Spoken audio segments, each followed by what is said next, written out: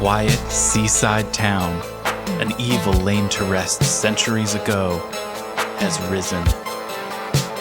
An abandoned fortress deep in the swamp holds a secret that could save the village or destroy it.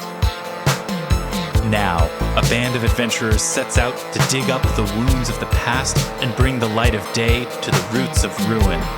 This is Tabletop Gold.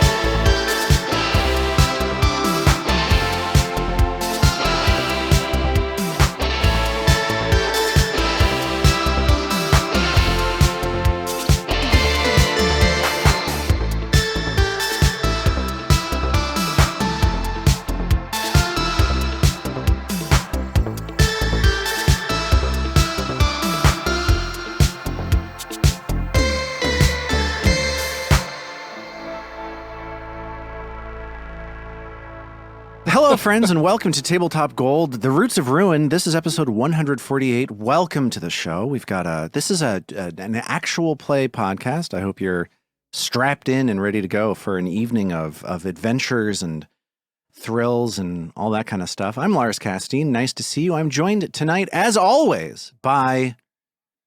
Oh, now I wanted to give you a nickname. I wanted to give you, like, by the four trumpets or something. The four habaneros. And those are, welcome. Wait, what is it? What did you say, Robin? Responding to that. Hi, Chihuahua. Hi, Chihuahua. That's right. And here's who it is. It's Armat Humphreys. Hi, Armat. Hey, Lars. Good that time. Good that time. Zoe Chernicoff. Hello. Good that time. Good that time. Robin Lange. Good all times. Good all times. And David, the Tin Man Chernicoff. Olay. We thank you for getting in the spirit of. I'm doing my best, man. You're that's a classic yes and if I've ever seen one. It's been a long week, my man. It's Tuesday, only Robin. Tuesday. Only Tuesday. Only Tuesday. Oh boy. One of my favorite 30 Rock memes. It's so funny. Tuesday lemon. It's so funny. And it's so funny. The fact that it took like us, I was about to say the fact that it took us 2024 years to get to that joke, as if television began with the death of Jesus, like as though that was like how that worked. Anyway, the fact that it took us as long as it did to get to that joke, given that that's like the funny. Anyway, sorry. Let's move on. I'm pretty sure Roman puppeteers had like, oh, Lucius, it has been a long fortnight and it is only Martes. Right? I mean, come on. They found like the dead parrot sketch essentially. Yeah, but it was, I believe, a dead slave because, Romans. Yeah. Yeah. And that's our show. I feel like it's like woke culture has gone so crazy that you couldn't even do the Roman Empire these days. Have you ever thought about that? This is why men are always thinking about the Roman Empire. That's right. That's it. That's woke culture. Why? Yeah. So, Zoe, you sent a text to our group chat a little while ago saying that you had recently taken on, you had seen the light? You had seen the light is a good way of putting it, but you employed the services of a company that we have talked about on occasion on this show. And can you fill us in on what you're talking about? I can. I feel like this is almost like a confessional. But we went to a birthday party for a friend of one of our kids, and apparently that kid for his birthday cake had requested a bundt cake. Which, of course, his parents had procured, being busy working parents in the 21st century, from Nothing Bundt Cake. And these parents are particularly thoughtful because the mom is actually herself also gluten intolerant. And they had purchased me my own tiny, mini gluten-free bundt cake. Oh, so at that point, really obviously, you're thoughtful. not going to be like, so I kind of have this thing with like the whole name and franchise, and I think it's a scam. That's a jerk thing to do at a kid's birthday party. You're not going to be that make a great person. impression. When you have your own personal cake. Your own personal mini bundt cake. So I ate it like a human being would at a kid's birthday party, and I have to tell you, it was delicious. It was it was a chocolate chip bundt cake with like just the right amount of frosting. It was phenomenal. And so I don't I don't know where this leaves me. Like epistemologically, as like with a sense of self, I'm unmoored, but it's a really good cake. And so I want to take back aspersions that I've shared on this podcast about the quality of their product. I still think it's a strange name, but they're making a good cake. Yeah, we've talked on this show about how the name Nothing Bundt Cakes is confusing because it's like, what do they serve? What do they not serve? All of that kind of thing. Yeah.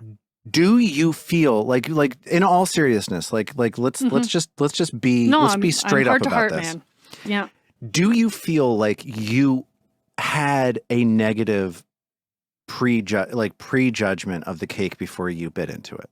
Like, did the cake need to do you get what I mean? Like, was it operating from a deficit? For sure. Okay. And had like 8 different social pressures basically not mandated that I eat this cake, I would have just passed, like on principle. Yeah. And so it was that good. Yeah. But then I also had to not I couldn't over emote about this. Like, no one's going to understand the context for this. Yeah. Like, okay, so I have a tabletop role-playing game, actual play podcast, and in it, I've been shitting on these cakes, right? Like, I can't do that. That's not a good thing to do at you shouldn't do it. So, yeah, I shouldn't. It's also, like, these happen to be friends who happen to also have, a gluten intolerant. Like, generally speaking, even if a Nothing Bundt cake had been served at a party, I wouldn't have been able to eat it. So, it was really a whole, the universe wanted me to correct my ways, and I feel reformed. Has anyone else ever had these cakes? I've never had them. I noticed recently that there is actually one in my parents' town. So I started to get curious, and I've never even gone to their website. I'm looking at them. And I have to say, the way they ice them makes them look like some sort of alien. Oh. Like the what like they call the signature drip. icing. Yeah. It's not even a drip. It's just like a bunch of tentacles on the top of the cake. There's something uncanny about this cake, you're saying. Like, I've made bundt cake before, and it's fun making bundt cake. And the idea of putting this amount of frosting on top is weird to me. It's too just much very frosting, weirdly you're saying. decorated. Was that your experience, Zoe? Did you feel overwhelmed by the amount of frosting on this personal gluten-free bundt cake that you were so graciously served by these these parents? Important here that I reveal that I have the cake palate of like a 4-year-old. Like, I love a thick, really sweet buttercream. So no, but that tracks with what I'm saying. Yeah, I think I'm the same way. I don't need subtlety in a cake. I'm happy for a cake to just sort of to melt my face. I need a face melting sort of frosting situation ultimately, I think. I agree. And because you can always kind of scrape it aside. The one thing that'll ruin a cake is dryness. So like, as long as it's moist and there's probably slightly more frosting than I want, I'm happy. And this cake checked those boxes. This makes me feel like there should be an edition of Green Eggs and Ham where a person describes in long detail about why they won't try a thing that they want to try, but they have to describe exactly the sort of podcast that they have and the things that they've said on that podcast that will help keep them from eating the green eggs and ham. And then right. It's a whole rhyme sequence. Yeah. Yeah. I like this. I would not like the name on my blog. I would not like the name on my vlog. You would not like the name on a log? This is like some of those really woke kids books. The A is for activist. I feel like we're getting into like rhyming for baby bloggers. Yeah. But more about sad middle-aged people who host podcasts. That's right. Our child has recently to bring blogging and children into this because we vaguely have, so why not dive in? Our daughter, who's 7, has recently gotten introduced to this character called Pusheen, who is I know Pusheen Stuffy. Oh, you know Pusheen? Like a cute sort of Sanrio-feeling cat. Oh. But I didn't know who Pusheen was until she got interested, and so I looked Pusheen up online, and Pusheen is, I guess, also a cartoon. But Pusheen's backstory is that Pusheen is a blogger. Oh. What? Yeah. Like, it's such an unnecessary detail for a cartoon cat. Like, can't she just enjoy sleeping by the fire? But it's very relatable. Eating chicken? I have my stuffed Pusheen has her eating sushi.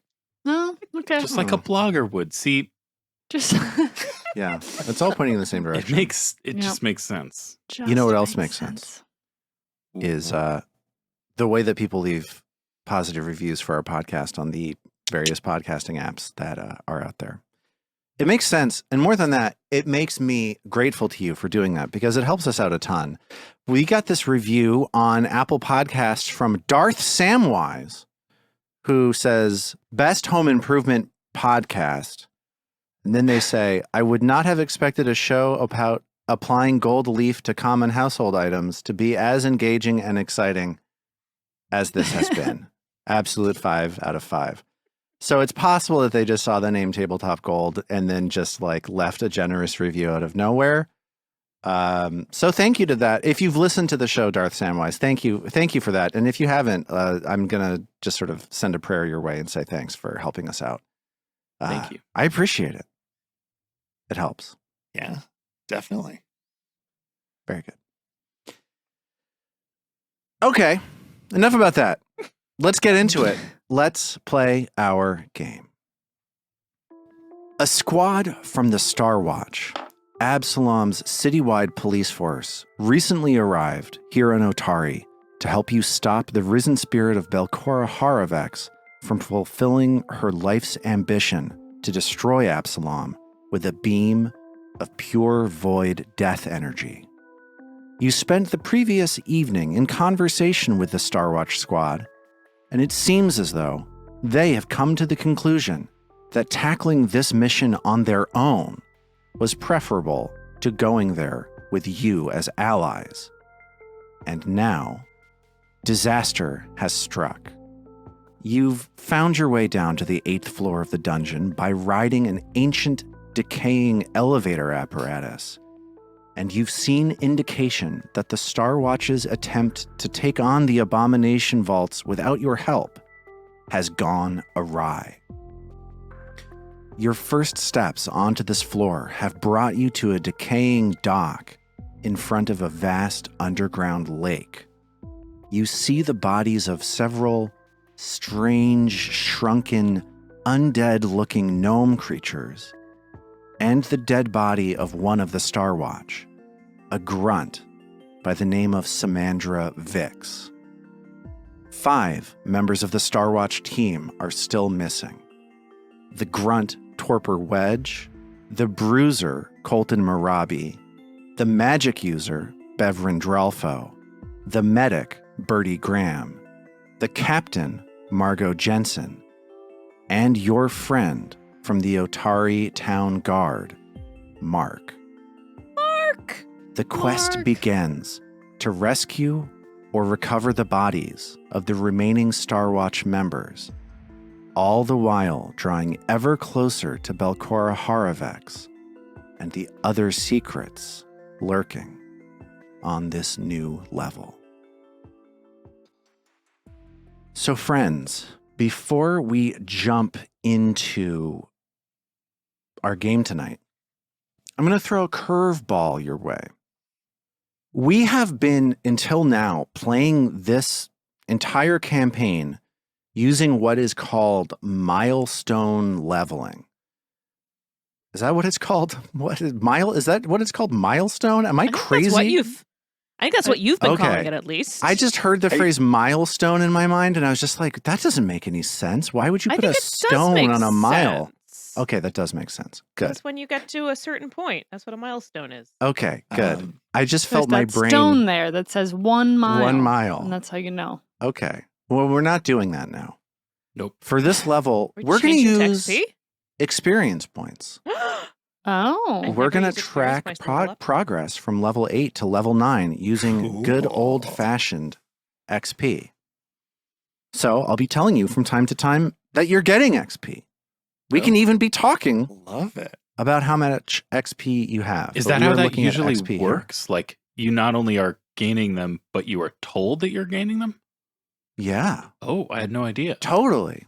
I've never actually played with a GM who uses XP rather than milestones. This is a first for me. It might be a terrible idea, but it's what we're doing. So we're going to just, hopefully there's enough XP on this level for it to work out. Otherwise, I'm going to have a bunch of, mimics pop out and stab you in the face and just get you over the top that way. Questions. Please. 1 serious and 1 very serious. in a given encounter, do we all earn the same amount of XP, or are we going to learn who you like better when you award different amounts of XP? I'm considering now reworking the system to, I've been dying for ways to play favorites this entire time. That's so right. if you're to telling really me I've got pit us mechanical against support each for other. that. Yeah. Absolutely. If I can, in one fell swoop, make 3 of you mad at me, how can I pass up that opportunity? Ideal. Really ideal. The second question is, can we bribe you for more XP if we are on a sort of sliding scale? Like, would you take cash? Yeah, for sure. No, not French fries. I'm not French fries. If you could send me a bowl of freshly made pasta with pesto sauce on it.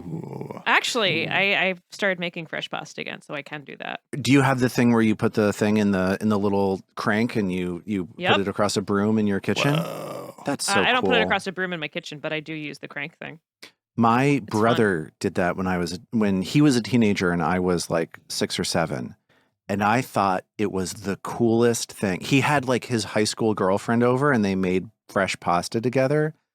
I was just like, this dude is so cool. Like, it is such a slick move to be like 16 and being like, let's make fresh pasta. Could you imagine the game that this guy had at the time? Jeepers creepers.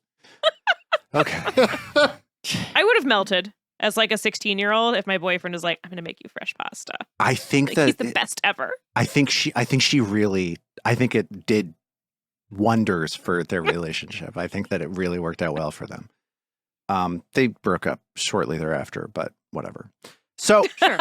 Okay. That week was great. that one windswept week. Okay, here's the deal. You are all standing on this like rickety, rusted out, messed up elevator with these heavy chains reaching up 80 feet above you and then 20 feet beyond, like 80 feet to the roof of this cavern and then 20 feet beyond that to where you started from.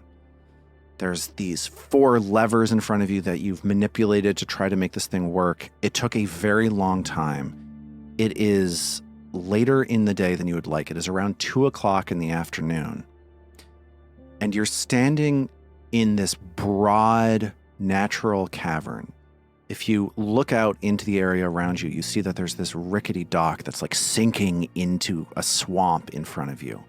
There are 4 rowboats in front of you as well.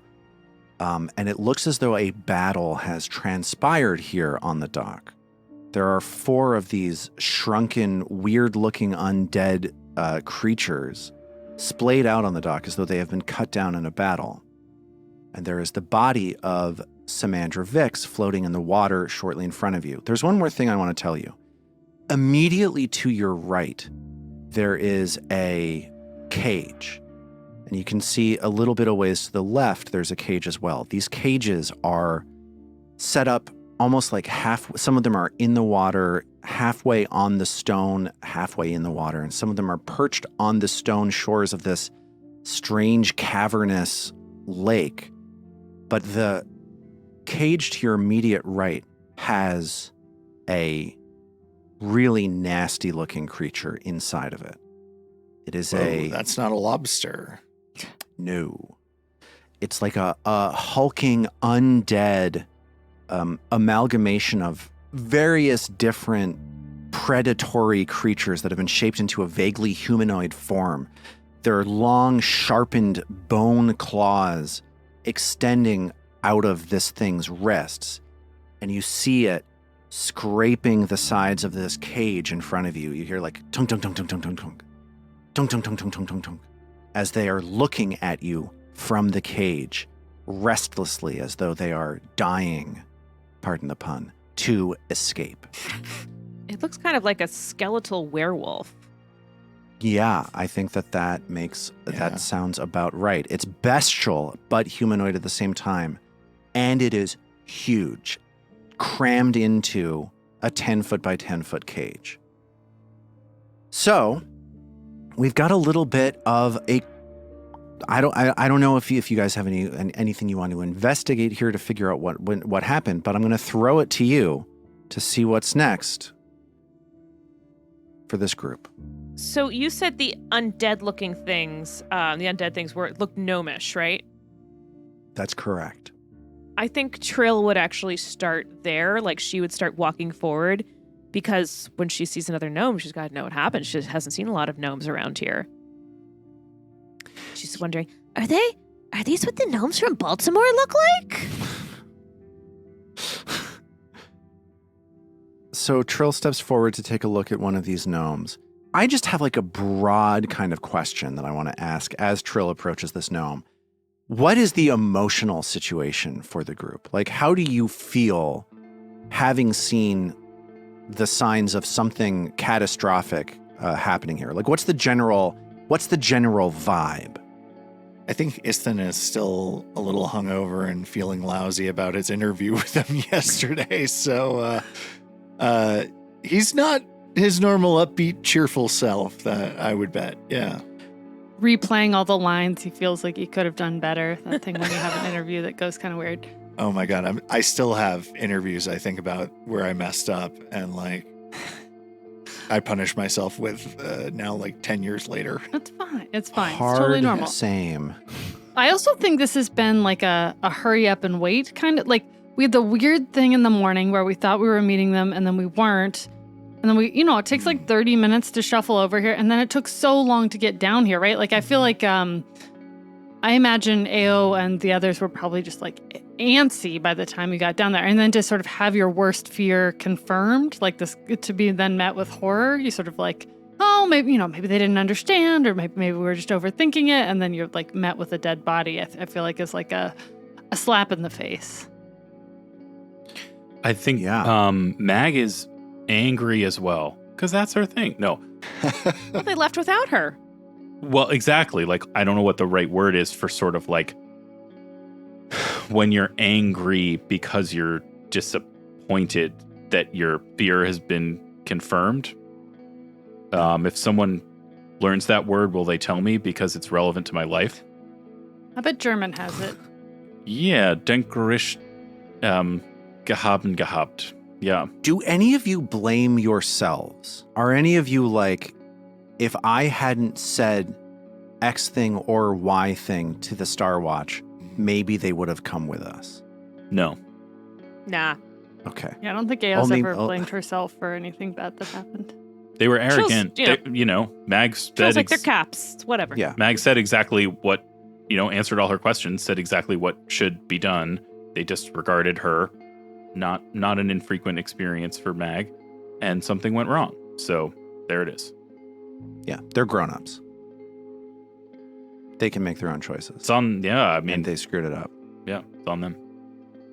Trill approaches the closest body of this undead gnome-like creature on the dock, and you see the floating form of Simandra Vix about 5-10 feet away from you as you creep up this dock towards this creature. Can you give me a religion or something about undeath or something about swamps, maybe? See, I guess so. It'll be religion then. Yeah, let's do religion. All right. Trill looks at this creature and sees that it is something called a bog mummy. And I'll tell you a little bit of something about bog mummies generally.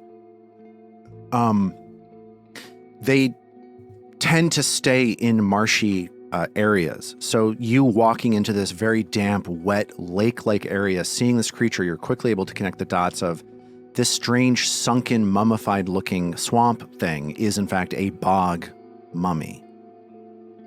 It's got a strange way of dressing that seems to be identical to the other bodies as you look out onto the dock. It seems that each of these little creatures, so that have somehow become mummies, they're all wearing like not quite a uniform, but it's almost like they're all wearing the same. I guess maybe it is a uniform. It just isn't a military uniform. There's like matching rags. Togas. Are they wearing togas? What they're wearing, I'll show you a picture. What they're wearing are, and they're all wearing these. They're wearing blue work coats, orange working pants, and simple undershirt. I'd wear that outfit. And they're worn through, like they've been wearing this for a very, very long time. Those look kind of like liveries to me. What do you mean? What is a livery? A servant's uniformy outfit in like a manor house or like a royal court or Lars, something. did you not watch Downton Abbey? I hate to break this to everybody, but I did. What about Bridgerton? Oh, hold on a second. I watched the movie of Downton Abbey because my mom was like, "Oh, we should watch this. I love this show," and put it on. And that was the one thing of that show that I ever saw was like the "Where Are They Now?" It was right. Which I don't understand. the show probably sometimes. wouldn't have been your thing anyway. But the Yeah. coming in with the movie, which was basically just like an hour and a half of like remember this type winky Yeah. jokes, like that would have done nothing for you. I didn't like it, guys. Weird. I didn't enjoy the Downton. can't I blame didn't enjoy you. jump. No. But David, the thing you're saying, I think makes sense. Yeah, it seems like that maybe something like a livery for sure.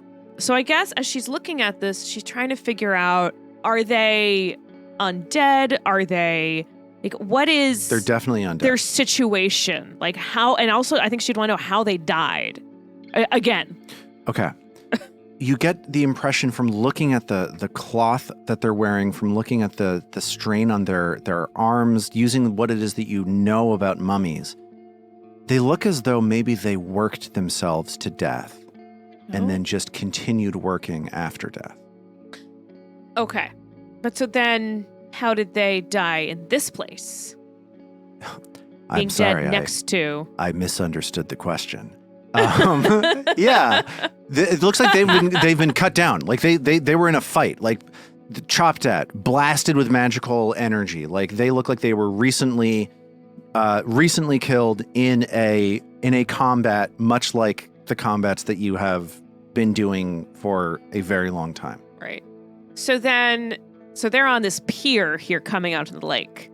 That's but right. as she looks around, there's no bodies on the land, right? Correct. So I'm guessing that the mummies, did they come out of the water? You push your hands into its body, and it kind of goes. There's like a squelching sound, like these creatures are naturally damp, but you don't get the sense that they were submerged underwater. Hey, Troll, grab a tooth. Ao shouts. Troll grabs a tooth for. Incredibly easy to do. These gums are not holding onto these teeth very well at all. Should have remembered to floss. I imagine they're kind of like a little bit pointy, kind of like fish teeth. Absolutely. It's kind of like a fish tooth. You're welcome. You're welcome, Ao. Thank you. Can Istan also try to recall knowledge about these things? Yeah, sure. Give me Like what their deal is? give me a check. Like- Give me a blind check. Okay. And ask me a question too. Why not? Generous. Yeah, like when does a necromancer make a bog mummy? If like they have a free day to spare and just really want to hop in the necromantic kitchen and start cooking. No, not. Bog mummies are not made via rituals. It's the natural elements of a swamp that Oh. that preserve their bodies and then let them rise again as mummies. Well, that's fascinating. I did not anticipate that. Well, Istin and Trill are looking at them. Ao is sending her mage hand over to like make sure the cage is secure, kind of peering to see what she can. Like she's not staring down into the cage, but kind of like seeing what she can learn between her mage hand and a good 8 to 10 feet of distance. Yeah.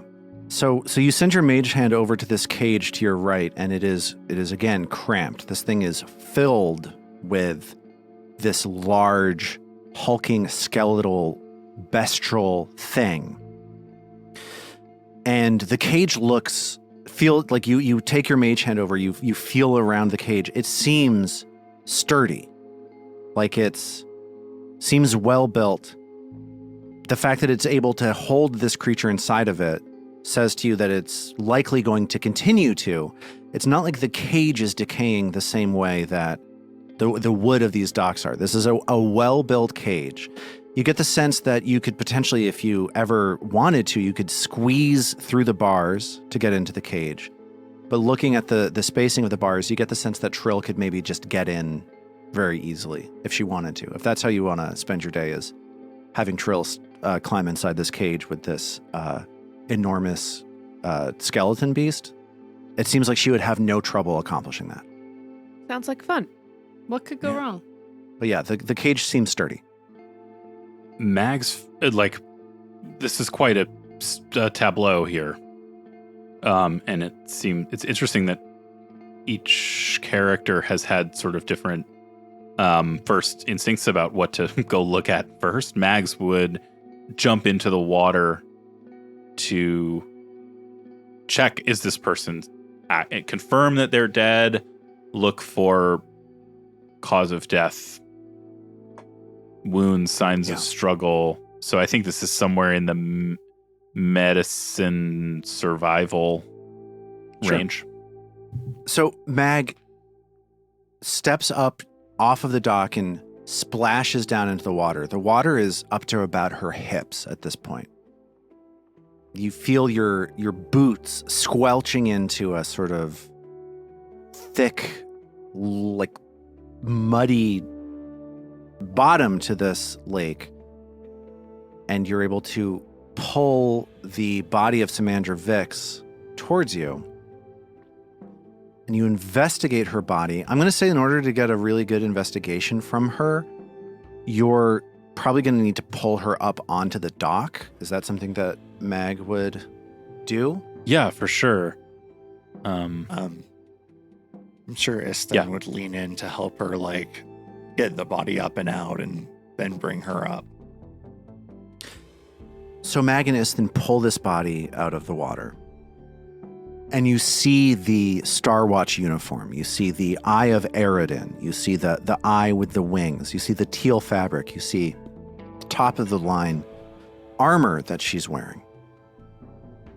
One thing you don't see, and this is what we get from Mag's medicine check, one thing you don't see is much of a sign of a serious wound to her, aside from a brutal blow to the back of her head. You see that the dock has a marking on it where it looks like her head hit the dock, like the wood is broken apart.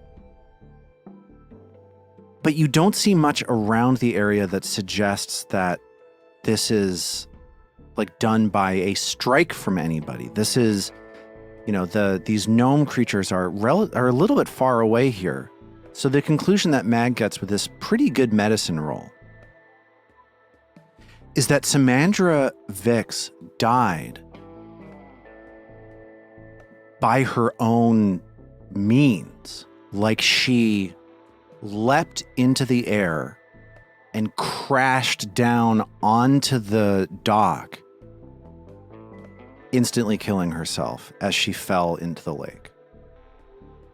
Was she forced? Was she being controlled? I don't think there's much evidence here that would be able to answer that question. Sorry, did you say there's blunt force to her head against the dock? Are you saying that it sounds like she fell and hit her head, or she slammed her head against the dock intentionally? Could be either one. Okay. But the force is high enough that it seems as though she leapt, fell, cracked her head, and died.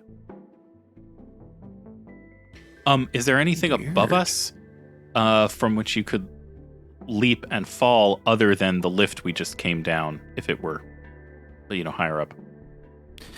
No, there's 80 feet above you, there's the roof of a natural cavern. So turning now to the gnomish-looking swamp creatures, do any of them show signs of having fallen or been propelled through the air or anything like that? No, you don't see anything like that. Mag stomps around the the peer looking at these other creatures and doesn't see any suggestion of that at all.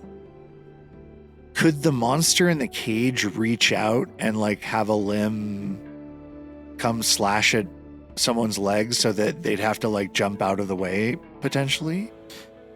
You look at or is it too far away? So based on what it is that Ao was seeing on the cage, that seems incredibly unlikely. If this monster were able to reach out of its cage and get to you at all, it would.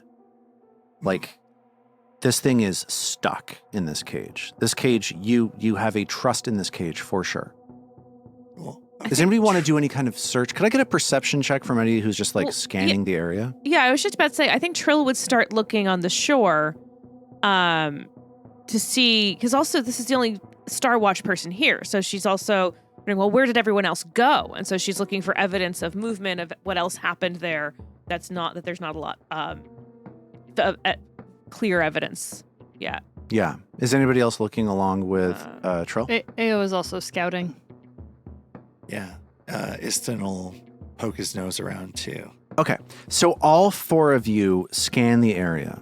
Mag and Istin both see like there's some sort of a residue on the dock, midway down the dock. There's like a faint dusting of something between two of these, the bodies of two of these mummies. Can we identify the substance? I'm going to say that Trill is going to have a pretty easy crack at this. Yeah, so I imagine if they call Trill over, she'd come and look. And what Trill sees when she looks at the dock is like the particulate matter that gets left behind when a wisp is destroyed. There's been a wisp here. I can smell it. It's the dust it smells. This is like one of those action movie things where like the hero kneels down and takes a little bit of the powder and sniffs it and then tastes Yeah. licks it a little bit. Yep. Rubs it against her gums. Wisps. Why'd it have to be wisps? Why'd it have to be wisps? That's Why did it have to be wisps? Why did it have to be wisps? There's these mummies and there's more wisps. Oh God, why are there more wisps the further down we go? So that's what you see at this scene. You see these fallen mummies that look as though they were killed in a recent battle.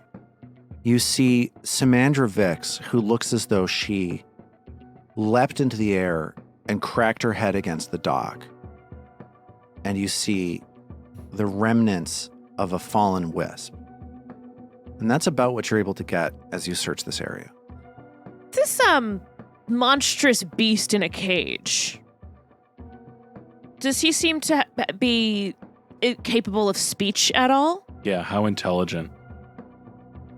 Nyang Nyang Bonobo! Ao shouts at it. The creature is just sort of trailing its large claws along the cage. It doesn't seem as though they So creepy. speak or have a mind to speak of. I mean, he's a skeleton.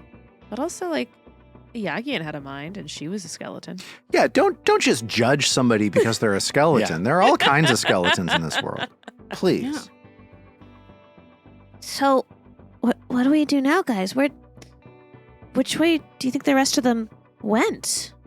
It seems like there's a door over there to the west of us in the cavern wall. But it also seems like the shore continues down to the southeast. Maybe one of those would be a good place to start before we cross this sort of pool of water in one of these dinghies. And Istin sort of pokes at these little rowboats I'm looking at the end of the dock with his staff. Yeah, and as you poke those rowboats, they seem seaworthy to you. Could we fit two to a boat? You feel like you could probably fit all four of you into one of these boats. To Trill still, we haven't seen any evidence of which direction they would have gone in. No. You haven't. Because like this entire area is like so water slicked. You're looking for footprints, you don't see them. It's almost as though Trill maybe reaches the conclusion looking around for footprints. It's almost as though the people potentially leapt into the water. But didn't take the boats. Either that or there were 20 boats here before. Sure, right. It's possible there was like a regatta and they all leapt into a boat and just sailed off on their own. They're off on a race. So what do you guys think? By land or by sea? Ao smiles and hops in a boat. I don't know. This seems fun. All right, let's see how it goes, right? She high fives him. Iston high fives her gratefully. I just got to say, this is not what I was expecting was going to happen. Well, that's what we're here for. That's what you're here for. That's why we've got the chaos monster. Jesus creepers. Let's find the ocean. Okay, there's this really ridiculous thing that I've installed in our game to try to make a vehicle thing work. I don't know. This thing just might not work even a little bit. Might sink. Well, the website might crash, so strap in for that. Basically, I've set up this thing where you can like, I do a drawing around a boat, and then if I rotate it, it moves the. Well, that doesn't work at all. Oh Okay, well, God. good. I'm glad that we discussed this. Funky butt lovin'. What? How do I do this? Did he just say funky butt lovin'? Yeah, I mean, I don't know how to do. How do you play this game, guys? How do I make still don't the? know. Oh, hey, there it is.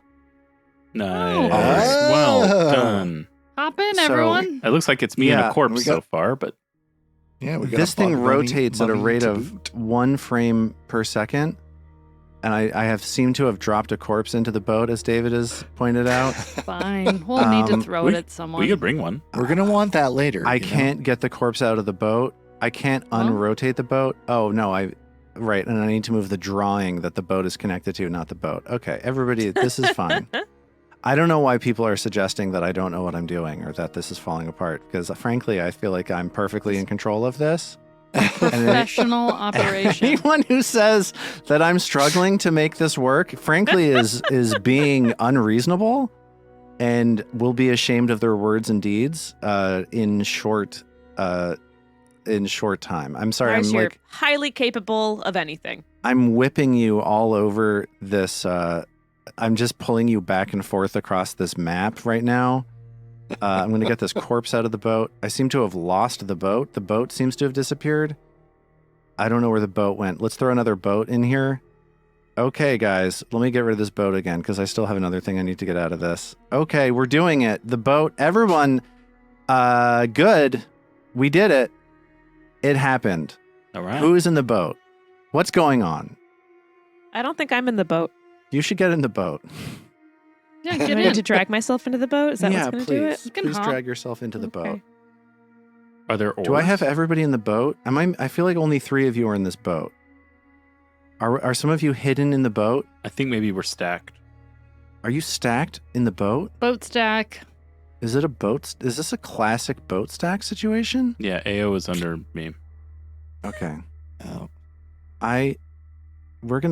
This is gonna be okay. We've done it. It's happened. You're welcome. Can somebody narrate in a slightly more majestic way than I just did what happens as you get in this boat, so it's not just a clown car that I'm failing to make work in our game, please? Ao, having hopped in, holds her arms out, and she's like, Iston, come on! Okay, I'm coming. Mag. Me I kinda- imagine every person who hops in the boat, like, rocks pretty wildly. Definitely. Mag picks Trill. Once Mag is in the boat herself, she reaches back and plucks Trill off the pier. Oh, I like to imagine that Trill became the prow. Oh, you're gonna be the bowsprit. I'm king of the Yeah, like oh, cool. Yeah. Trill and Mag do the Titanic thing on the front of the thing. I love It was an obvious evolution that was going to happen eventually. I'm so Quick glad question. we got there. Should either of them ever let go? Yeah, when I asked for like a more majestic and like more grounded version of this than the nonsense that I was doing, this is exactly what I was looking for. Yeah, Thank you're welcome. you so much, guys. Perfect. Always happy to deliver. Okay, so here's I'm how gonna dream about that. here's how this rowboat works. There are mechanics in place for spending actions to attempt to pilot and steer this rowboat. Great. Let's do it. I'm going to forego those mechanics Who needs 'em? until a moment where we are potentially in an encounter with this rowboat. So in the meantime, I'm going to say that this rowboat is able to move at a steady pace if somebody with reasonable skill with athletics is taking the time to row this thing. Istin will look at Mag and be like, Mag, do you want to do it or me? Mag sits down at the oars and begins to row. Lars, once we push out a little bit from the pier, are we Yeah. able to see a little further in Are either you pushing? Which direction direct- are you pushing out? There are sort of three possible options for you here. You can push out to the north, the east, or the west. north it is. Okay. So you push out from the northern side of this pier, and you get just a few feet off of the side of the pier, and you realize that you're running basically into the northern side of this cavern. So you're able to row the boat around, and your light illuminates the natural wall of a cavern right in front of you. So it seems as though if you want to make progress on water, you're going to have to move to either the east or the west from here.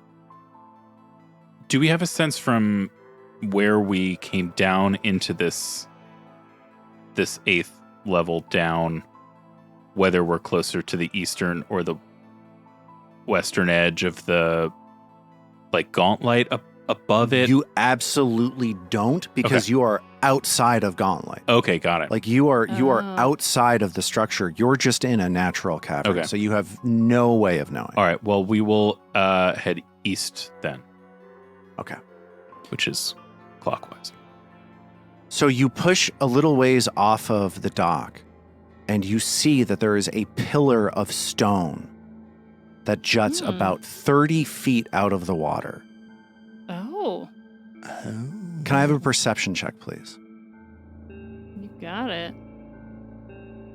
So I got perception checks from all of you. I think that Mag and Istin are both able to look up, squint up at the top of this pillar, and you can see the top of a cage on this pillar. And you get the sense that maybe something is being held in isolation about 30 feet above the surface of the water.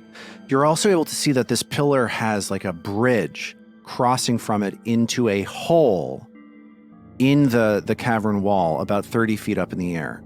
So like, if I can try to describe this for you, you're looking at a pillar, and then there's a natural bridge that it seems like it creates a pathway that leads into the darkness outside of the edge of this cavern.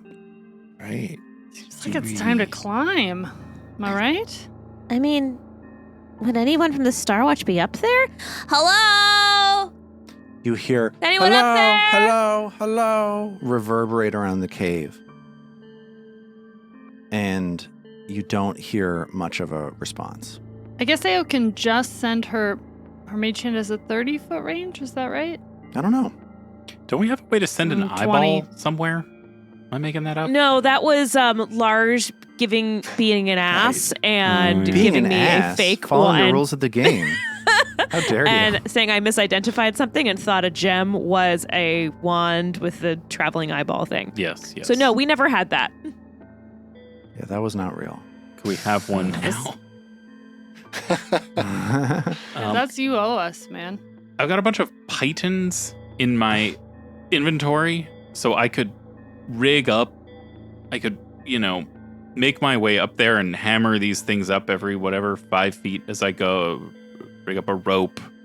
Yeah, if you'd like to attempt to climb up, I think it makes sense. You just tell me what it is you're doing, and we'll resolve it. Okay. Mag's gonna take out the climbing gear that she has, which is have a whole bunch of. Is it pythons? I've always said python, but I have to tell you, my understanding of climbing is limited to the climbing mechanics in this game.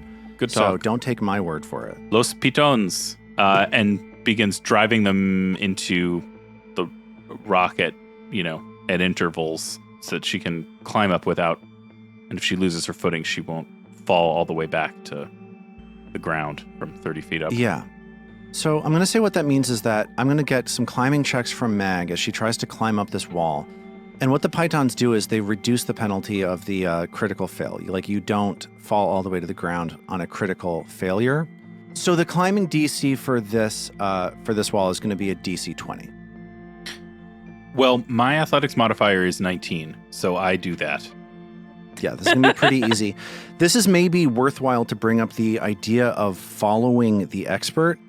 If some of you don't have great climbing skills on your own, you can potentially follow the expert. Mag's at least an expert in athletics, right? Yeah. Okay. So you're going to add your level as a proficiency bonus. So that's level. We're all level 8 now. So you're going to add your strength bonus plus 8 plus for Mag, because she's a master in athletics, plus 3. So it's going to be 15. strength plus 11. Yeah, it's plus 15 total. Why is it plus 15 total? My strength modifier is 4.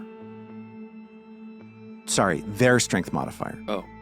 Your skill, it's your skill training that matters. So if they want to climb up the wall, they follow what it is that you're doing, they roll a d20, and they add their strength plus 11.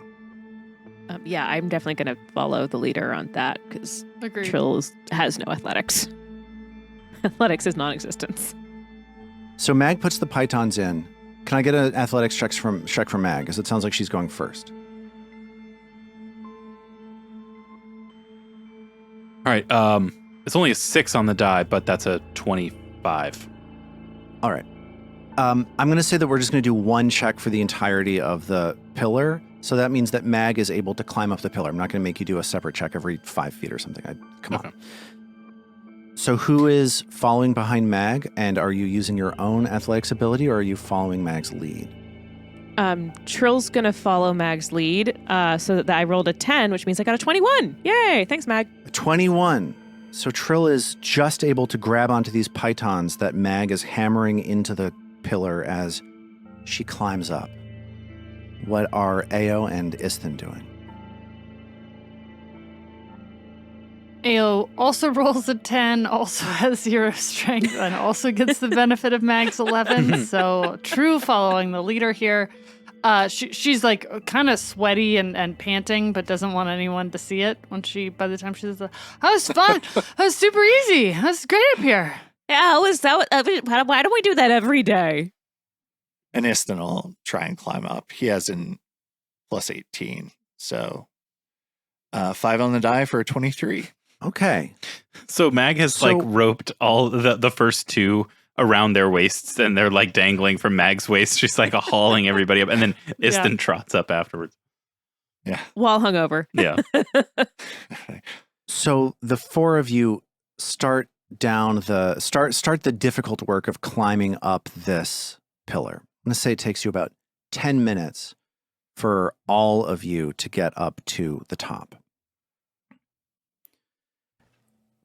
And once you're at the top, you can see that there is a metal cage, just like Mag and Isthin saw the edges of.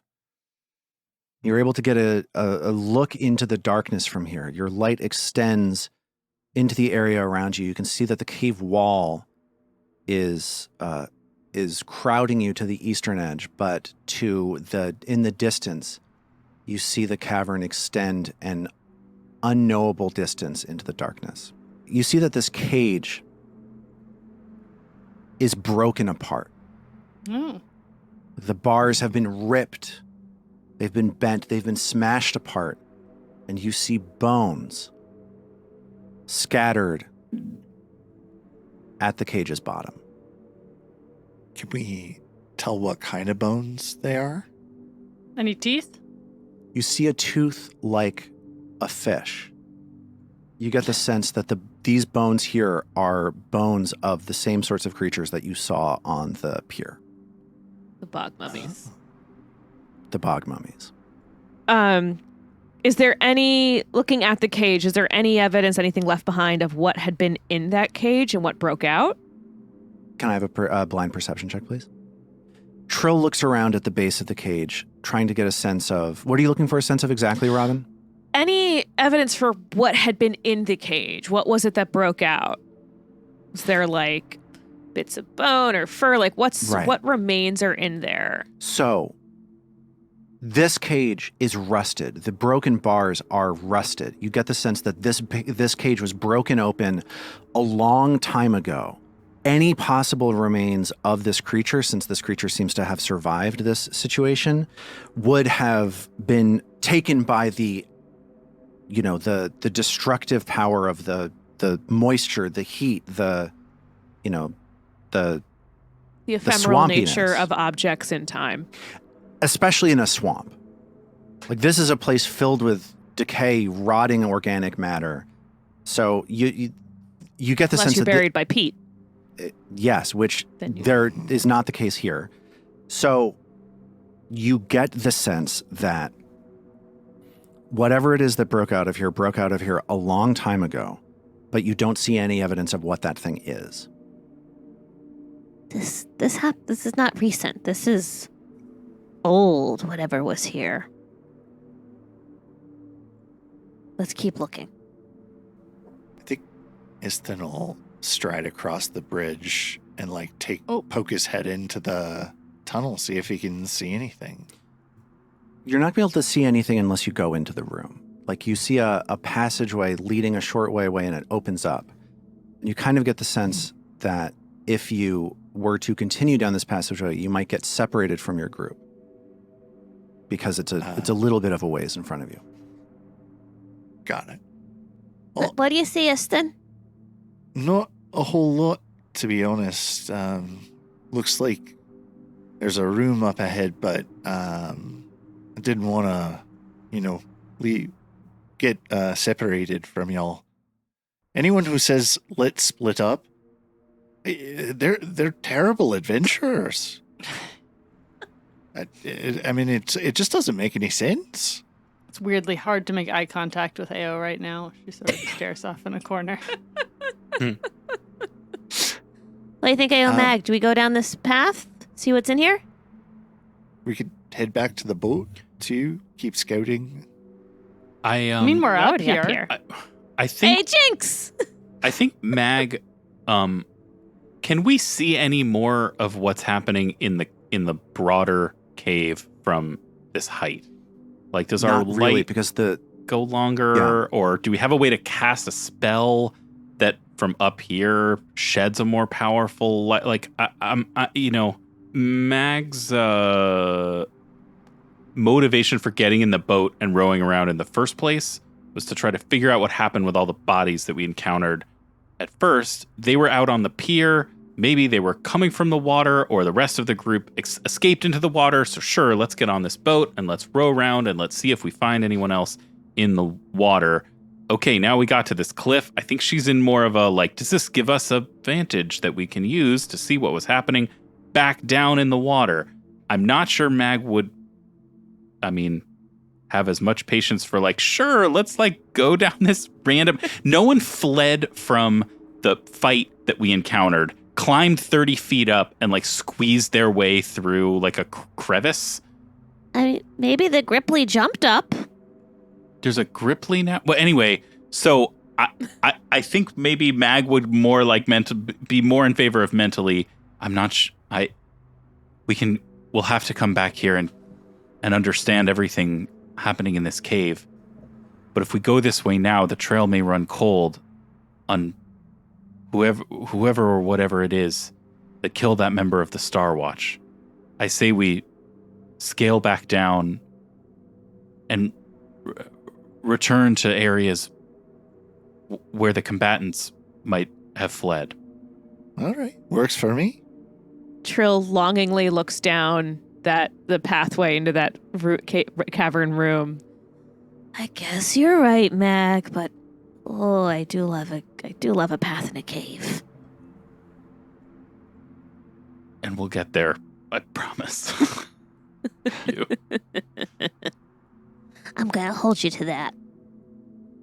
So you climb back down the pillar, and you set feet back into your boat. You can see that that the lake continues down to the south, and there are cages sort of just on the edges of your vantage point. So what would you like to do? There's more cages south? Yes. Let's go south. So Mag pushes the boat south, dipping it into the water. Dipping, not the boat, your row. Or? Whatever. You're not my mom.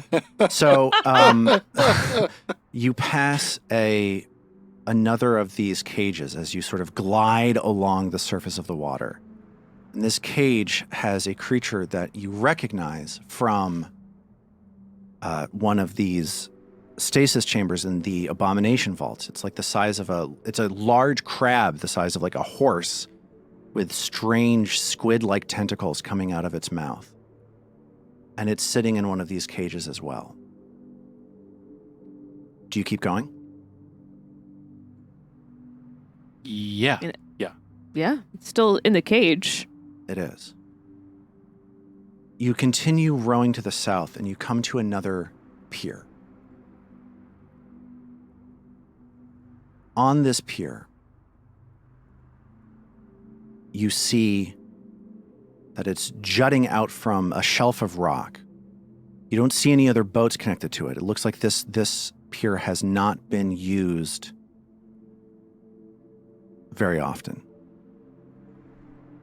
You see on the rock, on the far side of that pier, you see the body of a Starwatch agent.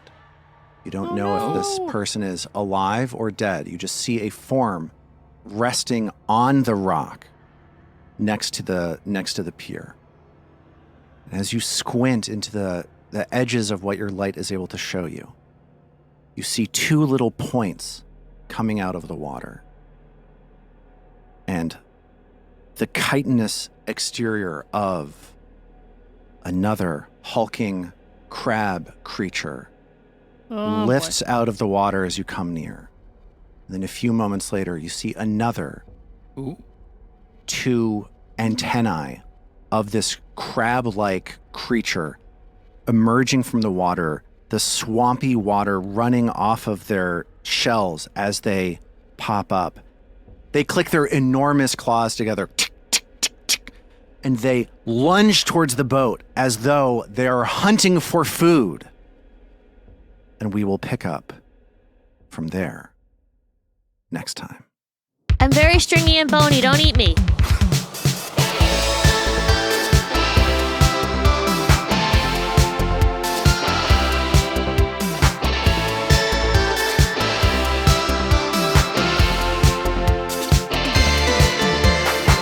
Roots of Ruin is a Tabletop Gold production produced under the Paizo Incorporated Community Use Policy, using trademarks and copyrights owned by Paizo that are covered under that policy.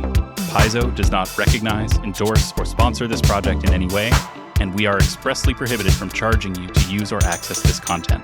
For more information about Paizo Inc. and Paizo products, visit paizo.com. All original characters and content in the Roots of Ruin are the property of Tabletop Gold, and all rights are reserved.